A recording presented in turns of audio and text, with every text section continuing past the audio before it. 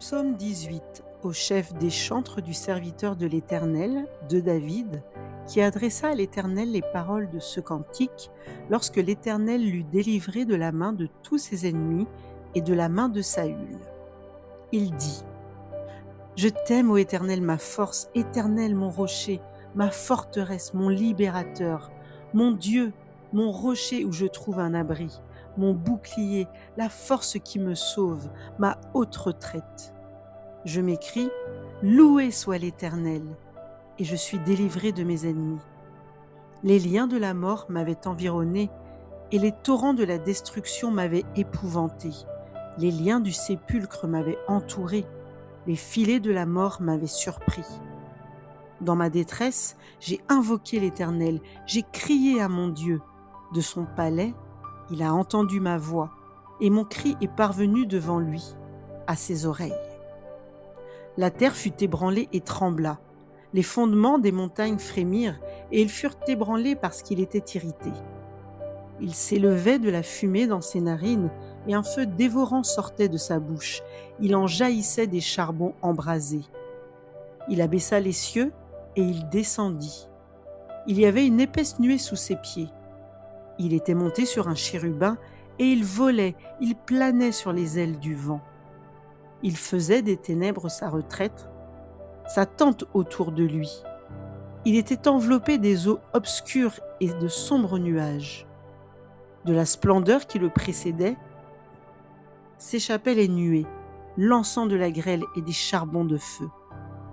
L'Éternel tonna dans les cieux, le Très-Haut fit retentir sa voix avec la grêle et les charbons de feu.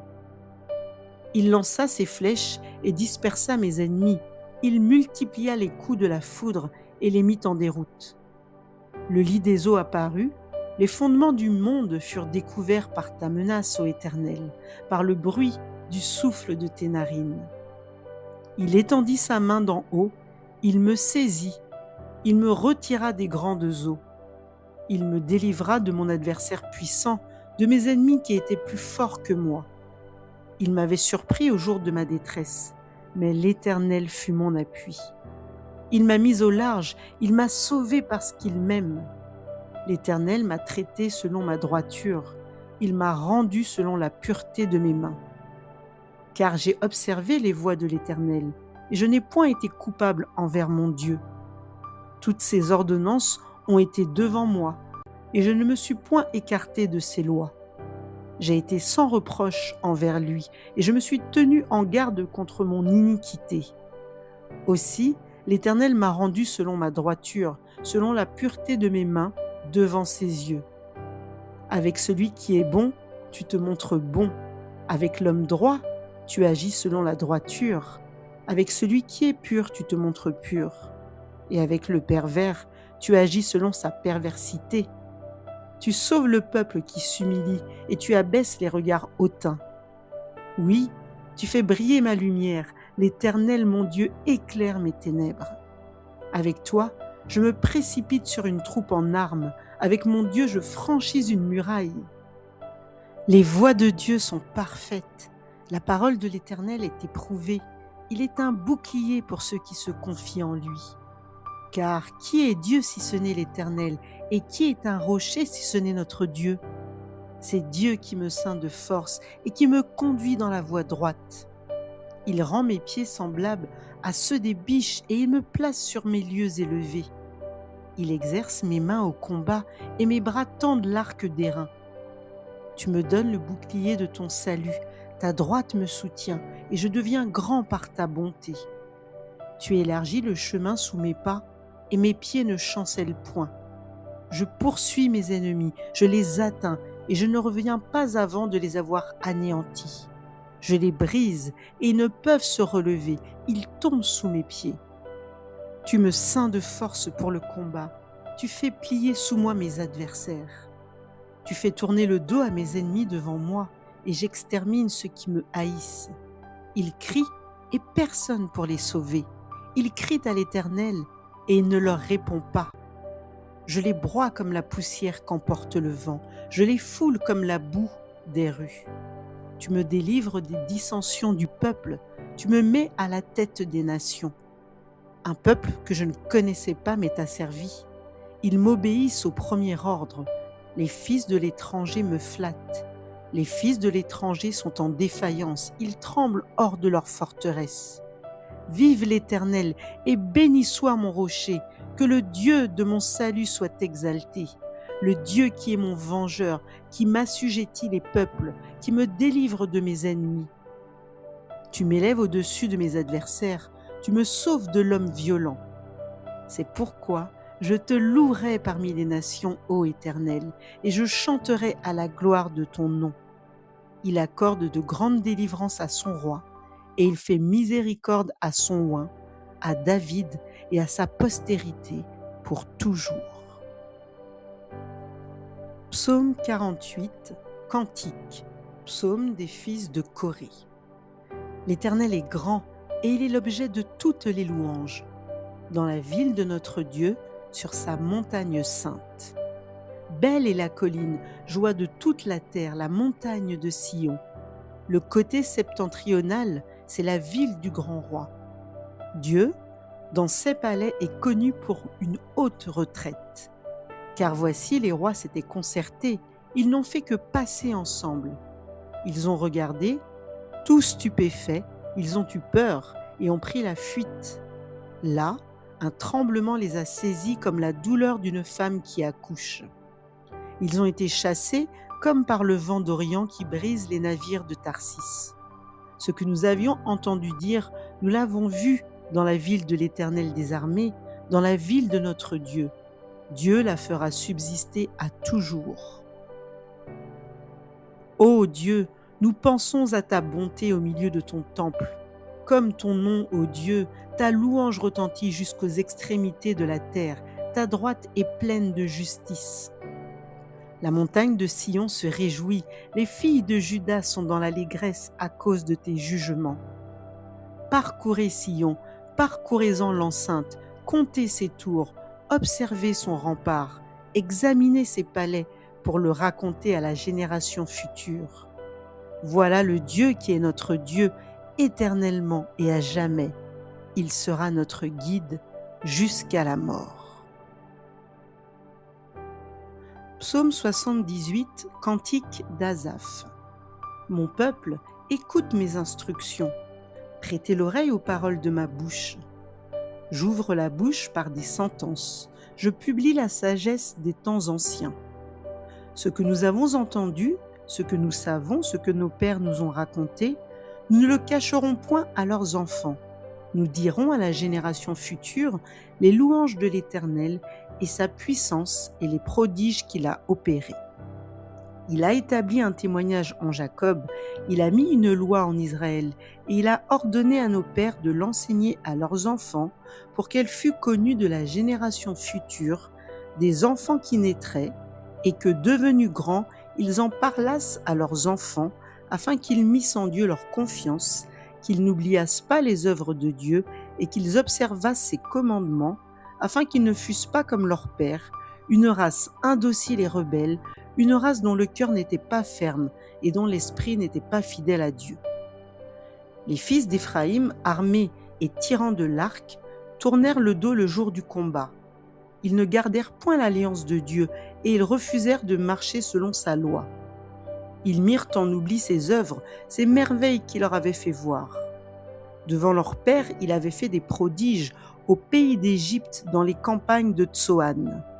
Il fendit la mer et leur ouvrit un passage. Il fit dresser les eaux comme une muraille. Il les conduisit le jour par la nuée et toute la nuit par un feu éclatant. Il fendit des rochers dans le désert et il donna à boire comme des flots abondants. Du rocher, il fit jaillir des sources et couler des eaux comme des fleuves. Mais ils continuèrent à pécher contre lui, à se révolter contre le Très-Haut dans le désert. Ils tentèrent Dieu dans leur cœur en demandant de la nourriture selon leurs désirs. Ils parlèrent contre Dieu. Ils dirent : Dieu pourrait-il dresser une table dans le désert ? Voici, il a frappé le rocher, et des eaux ont coulé, et des torrents se sont répandus. Pourra-t-il aussi donner du pain ou fournir de la viande à son peuple ? L'Éternel entendit, et il fut irrité. un feu s'alluma contre Jacob et la colère s'éleva contre Israël parce qu'ils ne crurent pas en Dieu, parce qu'ils n'eurent pas confiance dans son secours. Il commanda aux nuages d'en haut et il ouvrit les portes des cieux.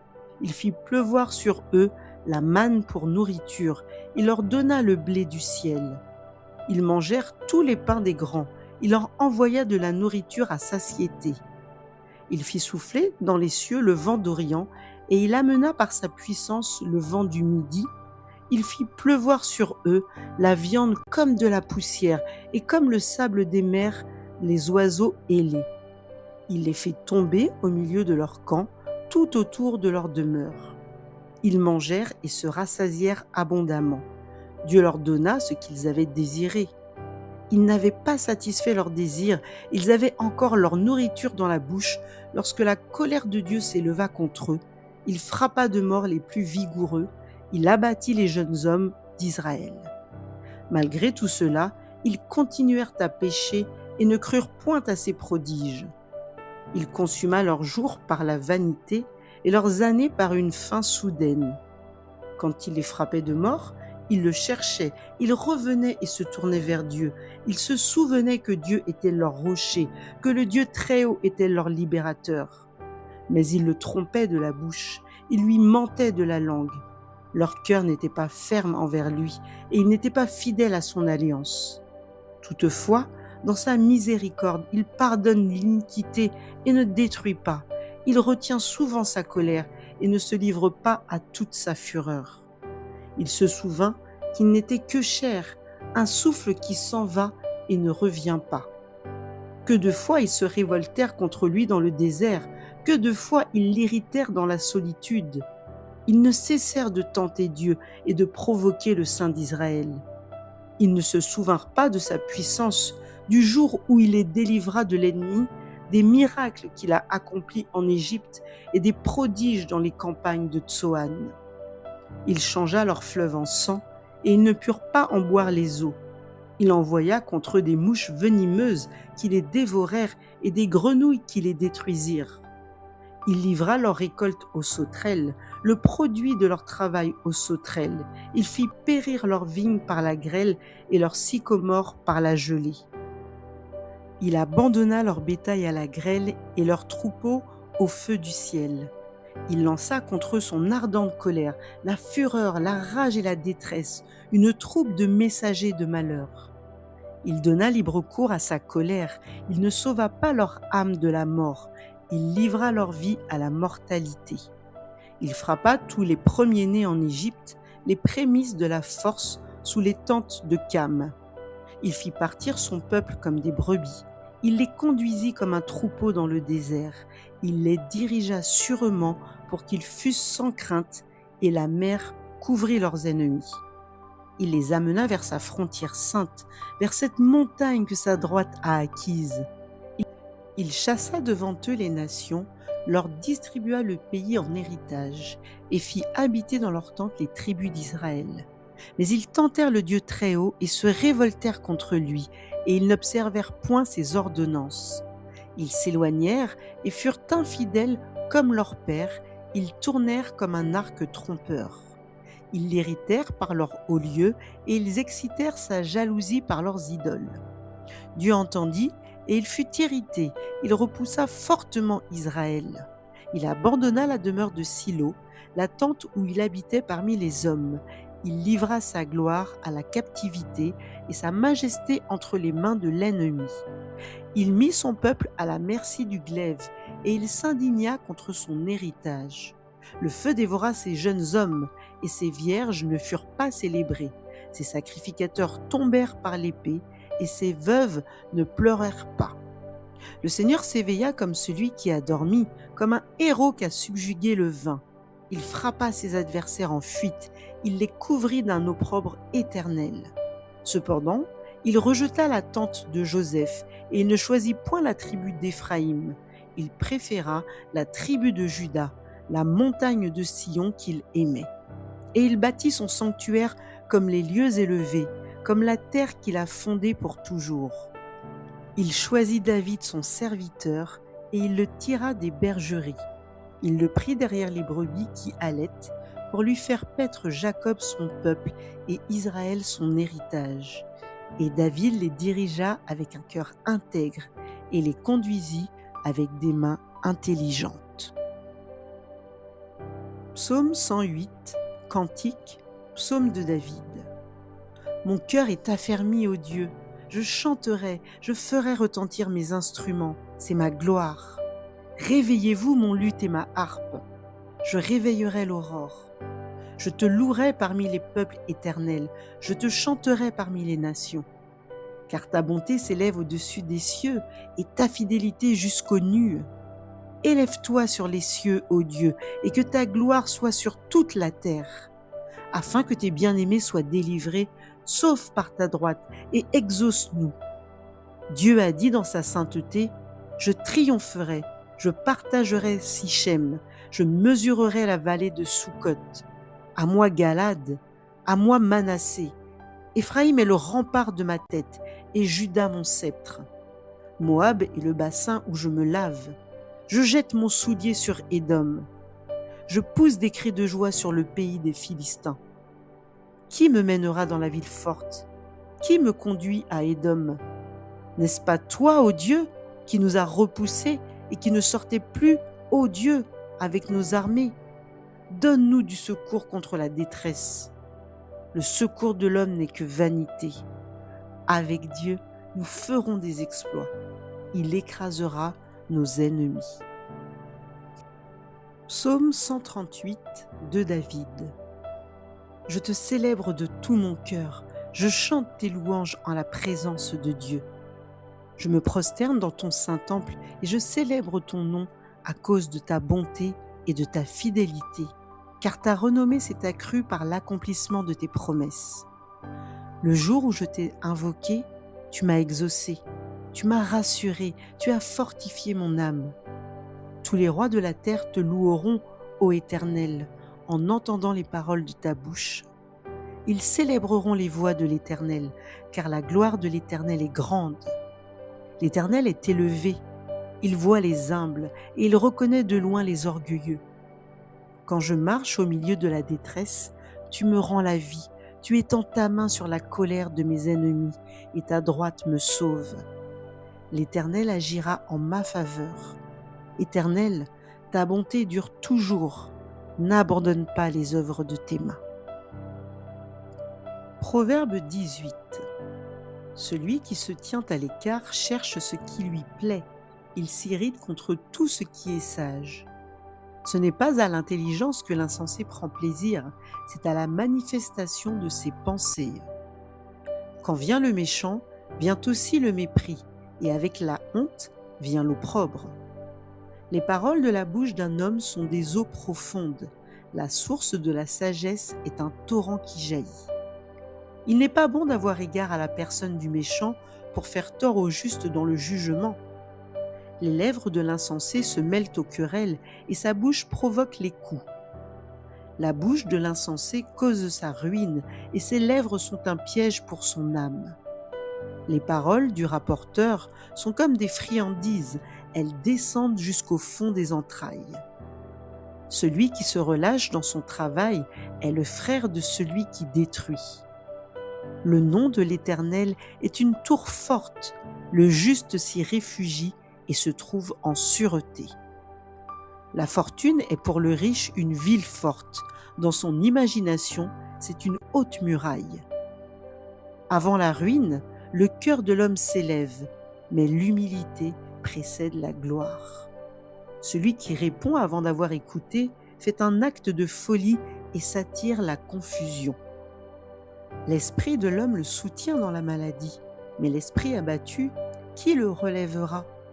Un cœur intelligent acquiert la science, et l'oreille des sages cherche la science. Les présents d'un homme lui élargissent la voie et lui donnent accès auprès des grands. Le premier qui parle dans sa cause paraît juste. Vient sa partie adverse et on l'examine. Le sort fait cesser les contestations et décide entre les puissants. Des frères sont plus intraitables qu'une ville forte, et leurs querelles sont comme les verrous d'un palais. C'est du fruit de sa bouche que l'homme rassasie son corps, c'est du produit de ses lèvres qu'il se rassasie. La mort et la vie sont au pouvoir de la langue. Quiconque l'aime en mangera les fruits. Celui qui trouve une femme trouve le bonheur, c'est une grâce qu'il obtient de l'Éternel. Le pauvre parle en suppliant et le riche répond avec dureté. Celui qui a beaucoup d'amis les a pour son malheur, mais il est tel ami plus attaché qu'un frère.